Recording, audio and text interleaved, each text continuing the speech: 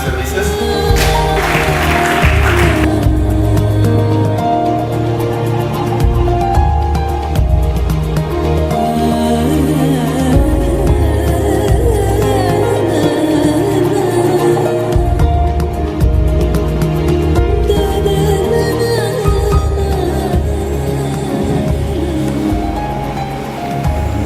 Very pleasant evening to all. As mentioned twice earlier, today we have with us Mr. Shivaji Sasidharan, Director at F&A Euro Media Operations, Xerox Business Services. Welcome, sir. So firstly, I would like to ask, every individual, ever since his or her childhood, always aspire to become someone. But out of that, only a very few or a minimal portion of them could get these dreams fulfilled.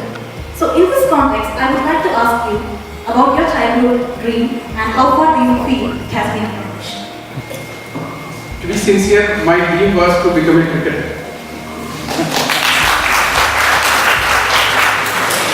So when I was in 8th standard, I started playing cricket very seriously. And I started playing cricket for clubs, for my district. I was in Wayanad at that point of time because my mom, my Amma was working there as a government school teacher. That's why me and my brother did our schoolings and colleges in Wayanad. That's why we were in Wayanad, Sultan. And from 8th standard onwards, I started playing cricket very seriously for clubs, for district, for school. And what happened? My father was deadly against of my interest to become a cricketer. Because at that point of time, he knew by playing cricket in a district like Wayanad, by playing cricket in a state like Kerala, we will not reach anywhere. You understand? It's happened almost 20 years back. My sincere answer would be to become a cricketer. I never thought about to become a chartered accountant during my schooling or during my college days. And I never thought about to become a corporate professional during my childhood. I didn't have those kind of dreams during my childhood. So you are a CA by profession. So like every year thousands and thousands of people join for the CA course and more than half of them they just back out from the course because of the low pass percentage. So when you were studying this particular course, chartered accountancy course, did you ever encounter any such situation of like leaving this course and doing something else? Good question. The thing is, when I completed my commerce graduation, I was not a great student. I got only around 55 marks for my BCom graduation. At that point of time, I asked my father to get me admission for MBA in one of the colleges either in Coimbatore or Bangalore. And then get into that course. At that point of time, again it was around 1994 if I am not wrong. You can't find this much of management schools in Kerala or anywhere in India. We were having only few management schools like IAM or other reputed management schools were there, and also we were having colleges like Rice colleges in Bangalore, those kind of, and few colleges in Coimbatore. Anyway, at that point of time, if I really want to go for my management studies, definitely my father need to pay donation. And my father was deadly against that. What he told, if you haven't merit, you go for that, otherwise you look for some other options. And answer to your question, I was supposed to take CA as my, future. I had given it a try. When I joined CA, I didn't have that kind of confidence. I could have cleared the CA. Why I am telling this? I started my articleship in Calicut with George Matai Noornal. He was my principal, and I stayed in a hostel in a place Nadaka in Calicut, and majority of CA students were staying in that hostel. When I entered that hostel, what I have seen, people who have studied CA are writing exams for 4 years, 5 years, 6 years, even 10 years. Still they are into either few people cleared intermediate or few people cleared final first group. So then I thought it would be a really tough nut to crack for me. Then what I did, initial 2 exams, I skipped because I hadn't had any kind of interest to move forward with my CA course. This is what happened.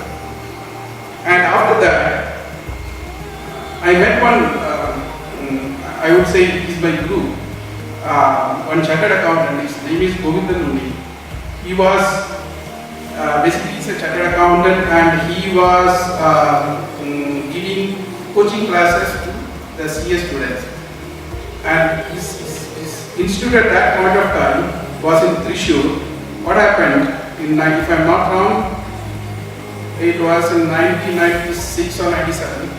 He came to Calicut in our chapter, and he started a coaching class. He hadn't given us, we were around 20 people. He hadn't given us what he had given us. He injected like kind of confidence in us to believe ourselves. CA is not a tough course to crack. You understand? Because of Govindan only, Shivaji became a chartered accountant. If I wouldn't met Govindan only in Calicut in 96 or 97, definitely Shivaji wouldn't become a chartered accountant. This is my sincere feeling.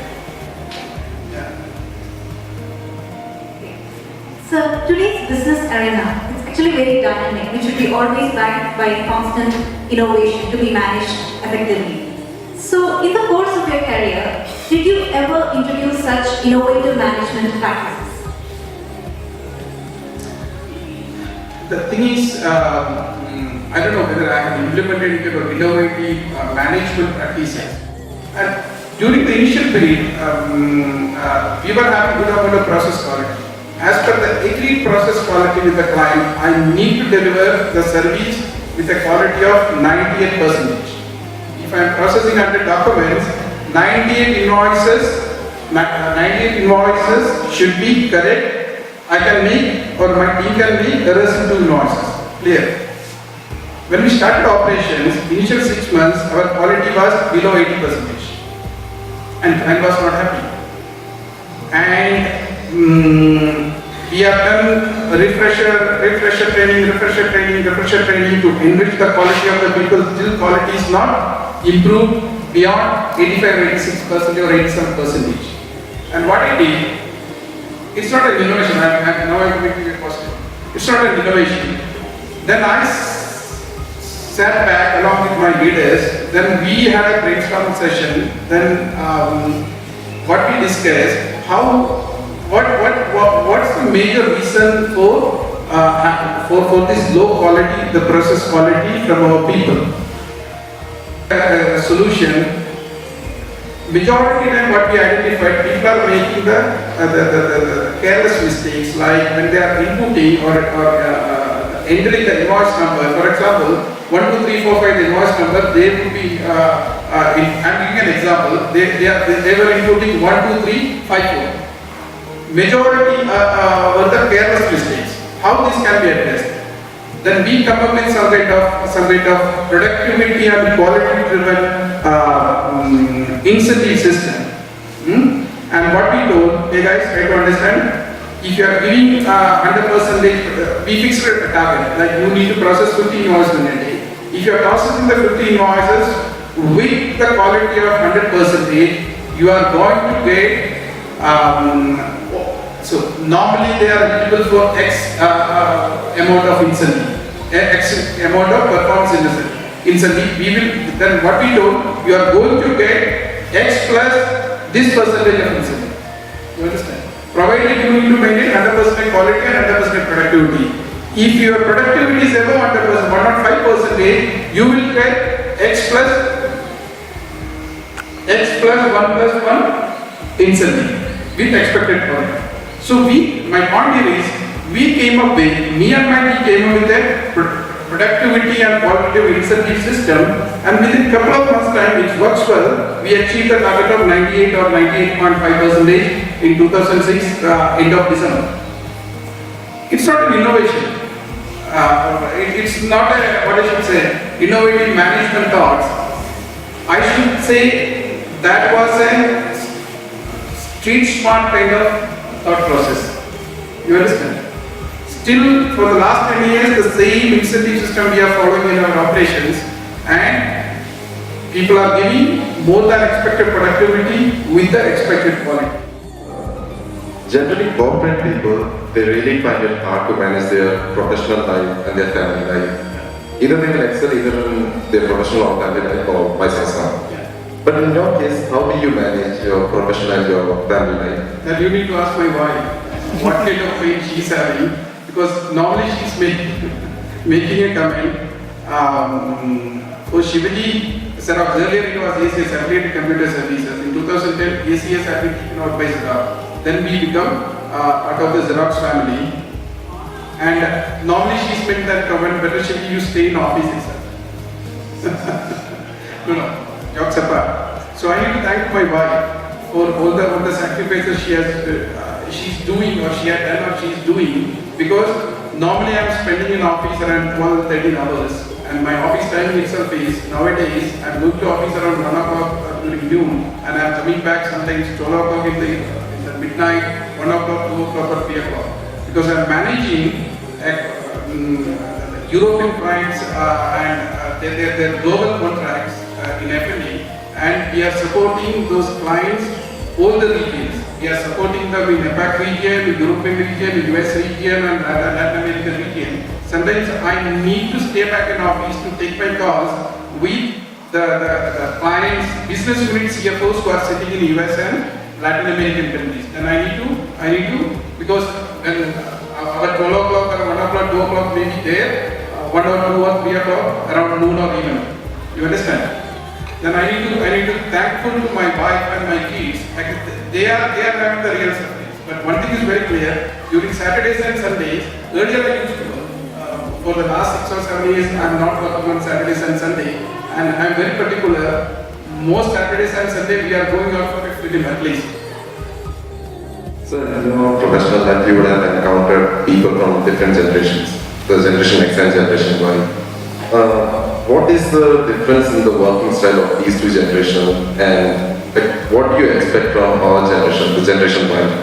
The thing is, I'm making a general statement, exceptions will be there. As I told you, when we start the operations, finance and accounting operations in the Xerox in Kochi, with 20 people, everything was new to that team. ERP, shift working, and speaking to people sitting on the other side of the globe, everything was new. And they were having that kind of, what I should say,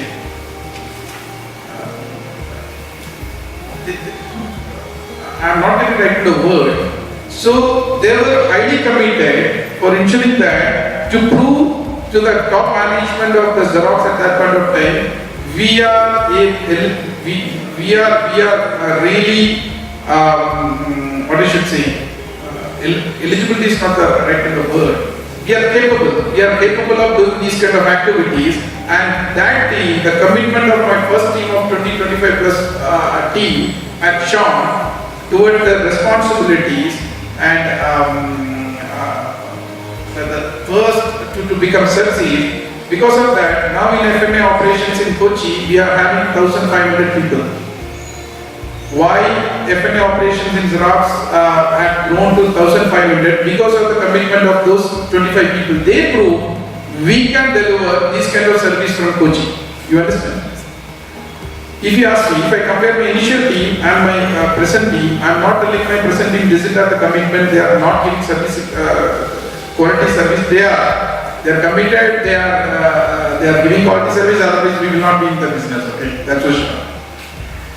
But if you ask me sincerely, my answer would be, still I will give 1% extra mark to my initial team from a commitment perspective. Today, now I am not interviewing people at the junior level. My managers are doing what kind of feedback I am getting. The people who are attending interview, the freshers, they have just came out of the college. They are asking the managers who are interviewing these people, like, when we will get the next increment? If I am joining this organization, will there be annual increment excess you are having? When will be the next increment? They are mainly concerned about the money. They are mainly concerned about the money. what's my simple advice, or what's based on my experience I'm telling you to you people, you are the young the management profession, to be management professionals. Everyone, all professionals need to struggle initial 3 to 4 years or 4 to 5 years in their career. Initial 3 to 4 years or 4 to 5 years, you are investing in time. Don't think about money. During this period, you need to concentrate to enrich your knowledge, enhance your soft skills, and enhance your the competencies. If you are lay down your stance very strongly during these 4 to 5 years, I can tell you, I can vouch you will have a very successful career in your life. Otherwise, you can find nowadays the people, initial 5 years they will see. Sometimes people will jump 3 to 4 companies, and you understand. Sometimes within 5 years they will become, what I should say, an assistant manager or something like that, only because of jumping 3 or 4 companies. But after that, it will be really challenge. Definitely they will have challenges phase to get into a good, what I should say, a really challenging kind of profile, or a good profile. Because if I am interviewing a candidate who is having already worked 4 companies within 5 years, I will not consider that candidate for my senior position, any of my senior position. You understand? Correct? And my humble request to you people, initial 3 to 4 years or 4 to 5 years, invest in time, enhance your skills, enrich your knowledge, and equip yourself to take higher challenges in your professional career, and rest everything will come to you. Money, recognition, blah blah, everything will come to you, that's for sure. Clear? Huh? Or do you differ with me? Definitely I come with you, sir. Okay. This is the difference what I have seen,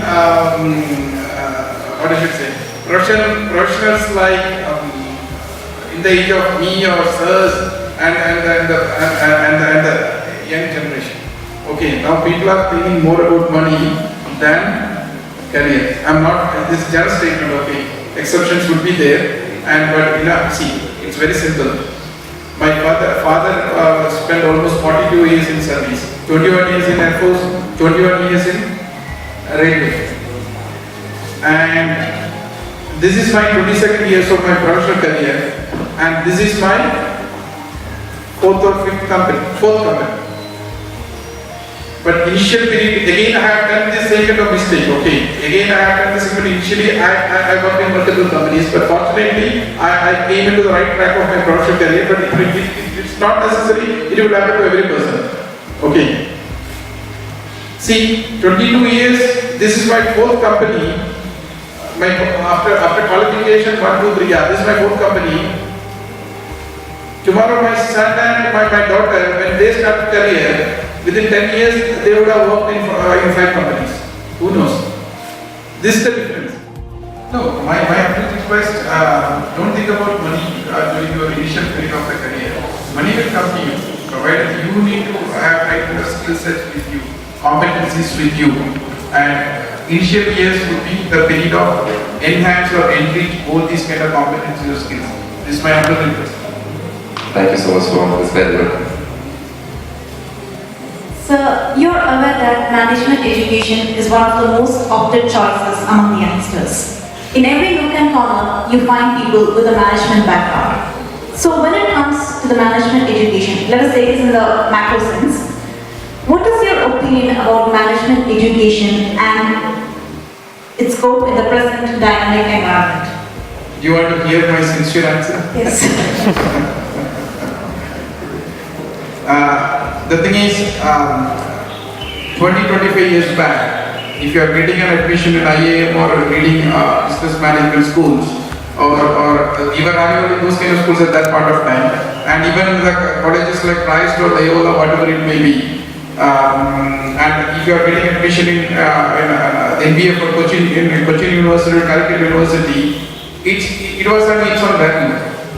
Right now, in my operations, the basic requirement for an associate to be recruited is the commerce graduation. clear.